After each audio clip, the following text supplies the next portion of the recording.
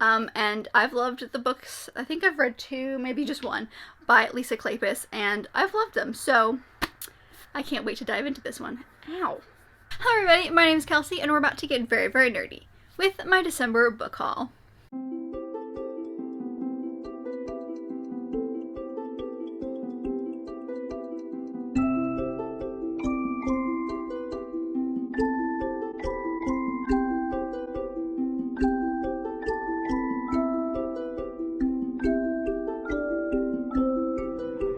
So it's time to talk about the last books that I acquired in the year of 2021, all of my December books that I picked up. And looking at the list, like as I was pulling them off my shelves and kind of getting them ready, everything in here is either a gift or a subscription box. Like I don't know what happened, but I didn't buy myself any books in the month of December beyond like I bought a subscription box or I was gifted a subscription box or something like that. And so I just like... go me, but that means that January's haul is going to be ridiculous because I purposely try not to buy books in December because obviously I celebrate Christmas, as many of you I'm sure do, and I try not to buy myself books just in case I would accidentally buy something that someone was going to gift me.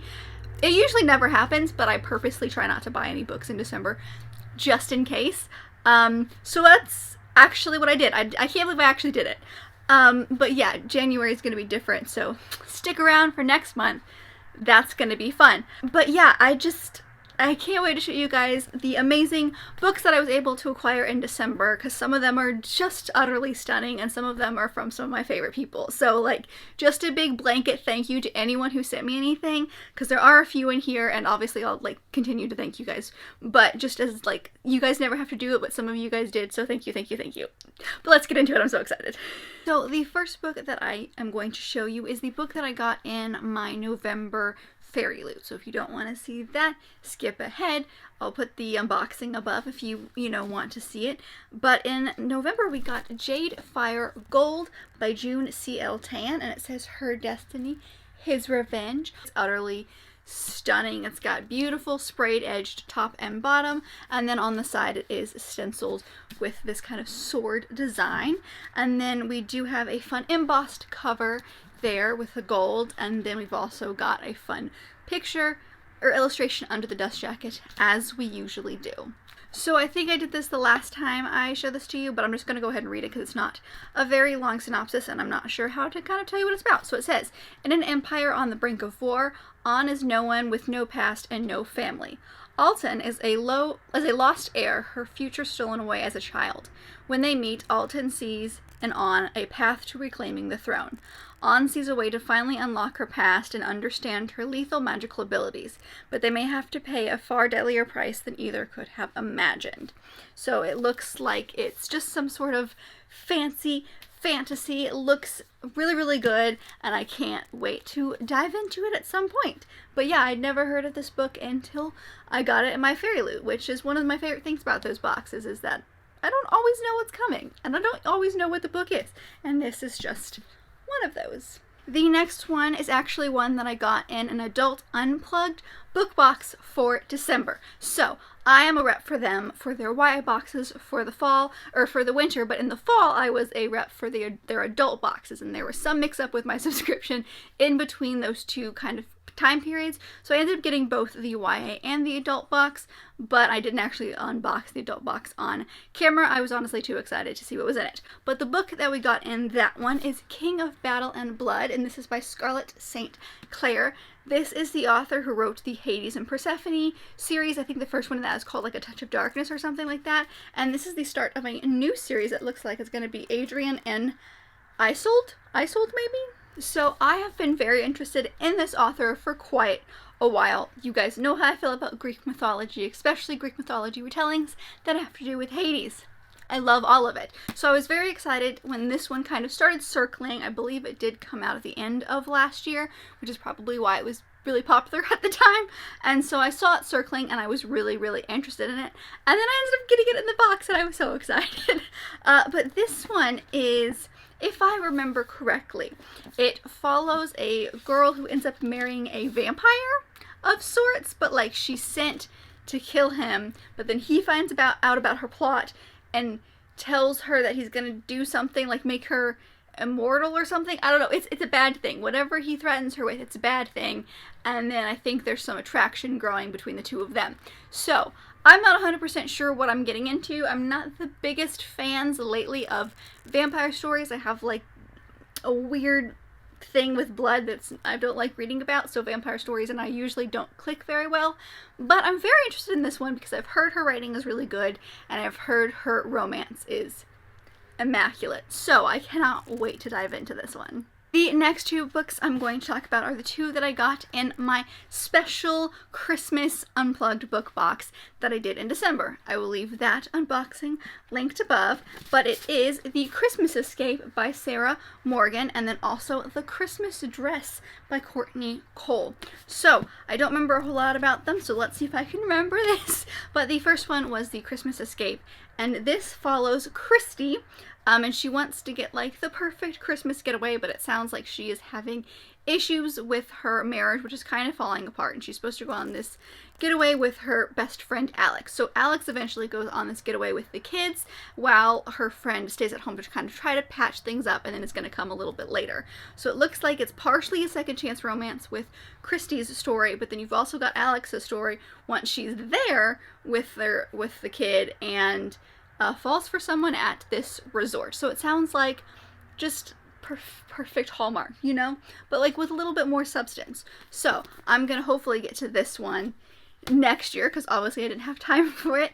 And then the other one was The Christmas Dress. So this one follows Meg, who has come to Chicago, back to her hometown, because her late father owned this kind of like apartment building, and so she's kind of taking it over, and there's all these crazy ridiculous tenants in this building, and one of them is this woman named Ellie, who is actually going through her stuff because she's moving into a home, and she comes across this Christmas dress. So Ellie and Meg strike up this friendship. I'm not entirely sure how they become acquainted, but they do, and the story of this dress and what the night meant when it was being worn by Ellie, and then Ellie gifts the dress to Meg with the promise from Meg that she will wear it at the Christmas, you know, party for the building. So it's kind of this, it's giving me like Christmas Sisterhood of the Traveling Pants vibes, because you've got this dress that is now going to go through 2 different generations.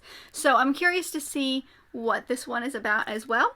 But yeah, that's the other one that I got in that box. And then I was gifted this beautiful arc from the lovely people over at Whimsical Publishing. I am so freaking excited about this, you guys. And it is A Daughter of the Trolls by Mackenzie Catron. Now this is one, if you follow me on the Instagram, this cover looks familiar to you because I was on her street team for when she was announcing the cover for her debut novel. And in doing so, I obviously requested an arc, and the publisher was so incredibly nice and let me have it. I'm so excited. So this one comes out later in the spring, so I will be getting to this one probably in March, I want to say, is probably when I'll actually get around to it.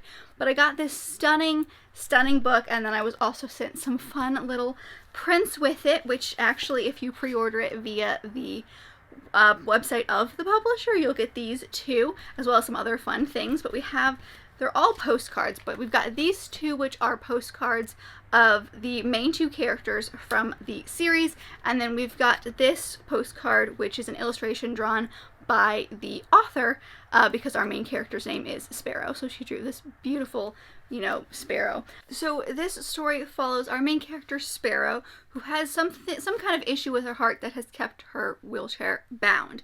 And she lives in this glen with so many different people. I'm trying to find all of them. There's fairies, gnomes, imps, trolls, all of this stuff, and they are afraid of this poison-ingesting witch called Black Annis, I think. I know this is based on some sort of mythology. So they're in this glen, and then something happens which makes it no longer safe, and she has to travel on this journey in a wheelchair through like forests and stuff that aren't meant to, you know, have someone who's in a wheelchair. And she does travel with her half-goblin friend Rush. So I'm very curious to see how that's gonna go, because this is told from a known voices author. The author is wheelchair bound herself, and so I'm very curious how she has written this in a way to, you know, have this journey with someone who's in a wheelchair. So I'm very, very curious, and also just like everything about this fantasy world sounds amazing, and I do know this is the first in a series. Also, this cover is just utterly beautiful. I can't get over it. So thank you so much for the people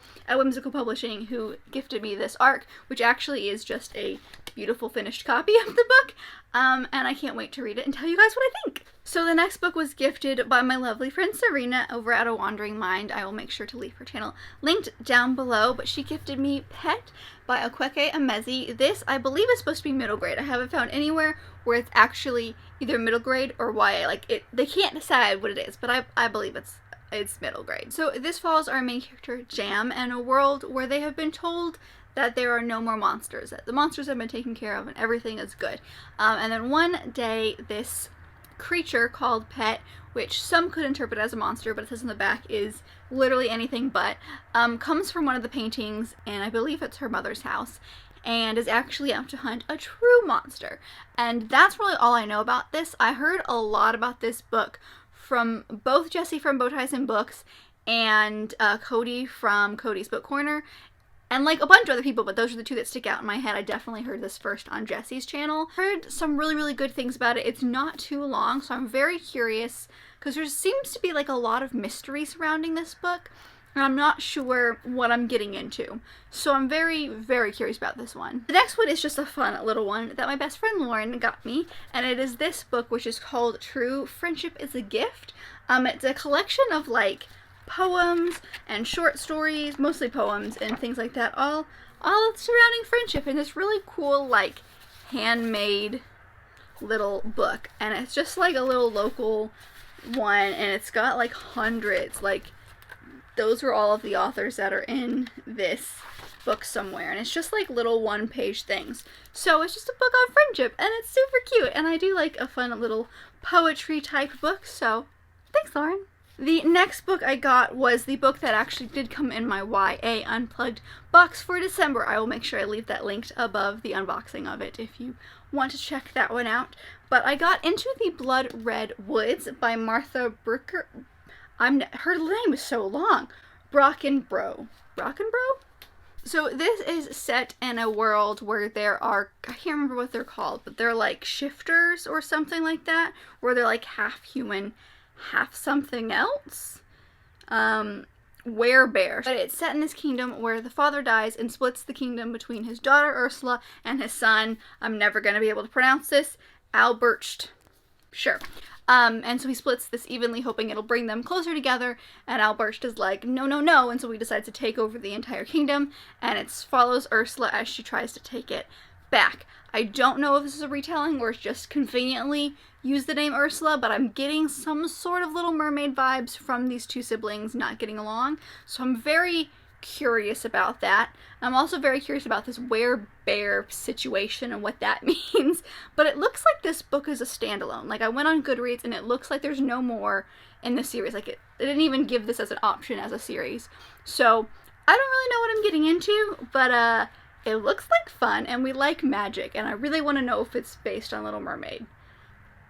I'm probably making it up, but I have a feeling. The next two books were gifted by my lovely friend Taylor. I read all of my Tessa Dare books with her, so I'm sure you've heard me talk about her a bunch. I'll leave her Instagram below because y'all, like, seriously, she has some of the most beautiful pictures. But she gifted me two historical romances. The first one being Devil in Winter by Lisa Kleypas. Now, you would have already seen this one because it was on my TBR for January. This is the third in her Wallflower series.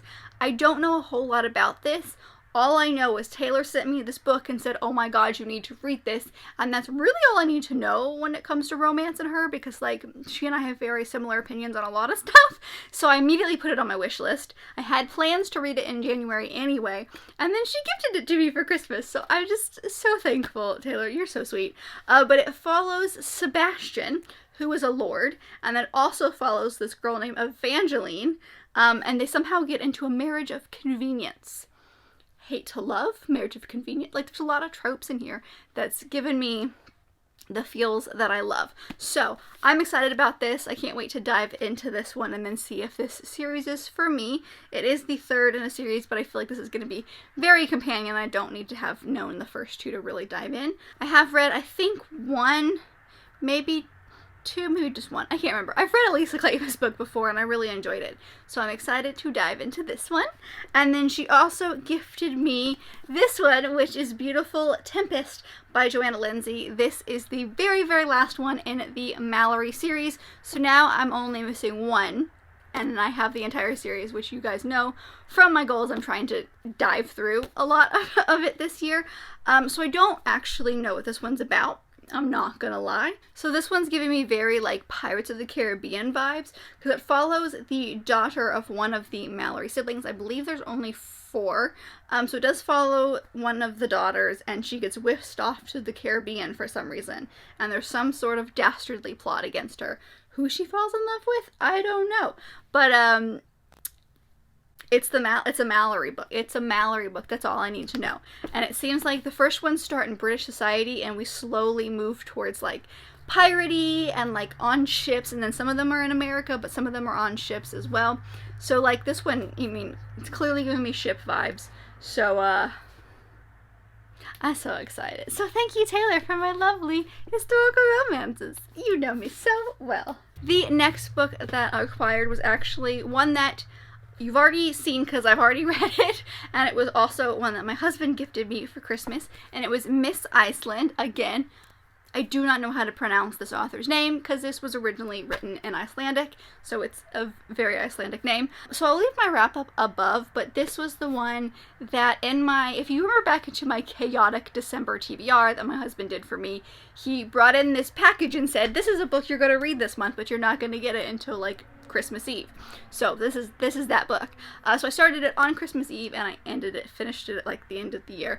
But we're basically following this woman named Hekla, who is in Iceland in the like 60s, at a time where like women were either wives and mothers or they worked as waitresses, and she wants to be a writer. And so like it's following her, and she like moves in with her gay best friend, which again, it was not okay to be gay at this time. And so I'm not quite sure how to describe it to you because I'm not quite sure what happened in it. But it's supposed to be like, I think, a very deep dive into like this character's life at this time and the hardships that she has to go through. So yeah, I don't even know how to explain it to you. It was really bizarre. So I'll leave my wrap up so you guys can check it out. But my husband gifted me this one because it was on like NPR's book list, and we both love the NPR. So it was very interesting. I was exposed to a new writer and a new translated work that I never would have read before. So that was fun. The next one I got from my lovely brother-in-law. You've seen him a few times in vlogs. He kind of pops up. But he got me, it's so pretty, you guys. It is the complete fairy tale of Bind-Up by Hans Christian Andersen. And when I say complete, I mean complete. Like there are 5 different pages of just the table of contents, and like this is a beautiful leather bound edition. It's purple, which is my favorite color, and then it's got gold all over it. So there's some in here that I've never heard of, and then there are some that are like well-known things, like The Little Mermaid is in here, and then I think Thumbelina is in here. I'm trying to think. Emperor's New Clothes. Like these are just a couple. The Ugly Duckling that kind of like jump out to me, but there are so many in here. So I can't wait to dive into this at some point. Maybe just kind of like pick my way through this book throughout the year, read a few here and there. But like it's so pretty and I love it so much. So thank you.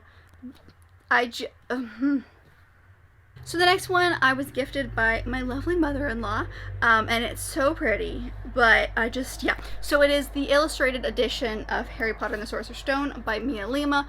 Obviously, I've talked about this author before and my feelings on this author, but this was gifted to me and it is a beautiful book, so I did want to mention it here.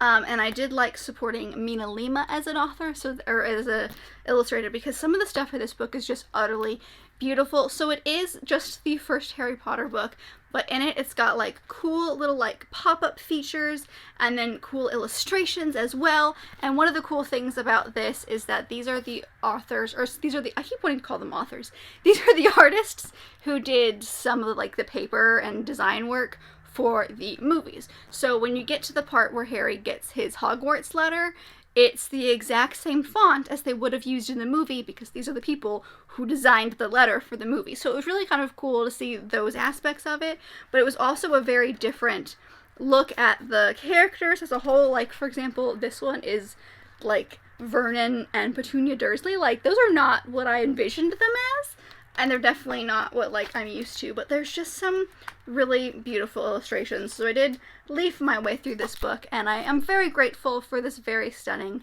edition. And then the very last book is actually a gift that my husband got. So I'm ending off with a book that's not even for me. And it's, good lord, it is a chunk. So our aunt got Chris this book, which is Welcome to Dunder Mifflin, The Ultimate Oral History of The Office. And it's written by Brian Baumgardner and Ben Silverman. Now, Brian was an actor. He played Kevin in The Office, but he wanted this because Brian has a podcast that, like, deep dives into The Office that he listens to. So this is, like, I'm not even kidding you, this is a thick book, and I'm very interested to see once he gets around to it, because it looks like it's kind of multimedia in here as well, because you've got, like, aspects which are part of, like, the script, and then, like, little thoughts on those parts of the script. So I'm very curious to see what this actually is, you know? But yeah, he has been wanting this since it came out. He wanted it before it came out, and I passed that along to his aunt. So now we have it for him, and this book is hefty, but it is a nonfiction book that just dives into this TV show, which is his favorite TV show. And that is it. Those are all of the books that I acquired in the month of December. Like I said, I did pretty good as far as, like, not collecting that many, but again, thank you to every single person in my life that gifted me a book for Christmas, or even my husband a book for Christmas. We really, really appreciate it, and I cannot wait to dive into these books because they look amazing. We're so lucky. But I hope that you guys enjoyed this video. Let me know down below if there's a book that I mentioned in this video that you've read, or what you got for Christmas if you celebrate, or a book that you just got in December. Or if you don't know what to say, just put, like, a star emoji, because it's a new year. But if you liked this video, and I very much hope that you did, don't forget to give it a big thumbs up and subscribe down below if you want to be part of this awesome growing family. I've also got all my social media down there, as well as other fun bookish links, so don't forget to check all of that out, and I will see you guys in my next video. Bye!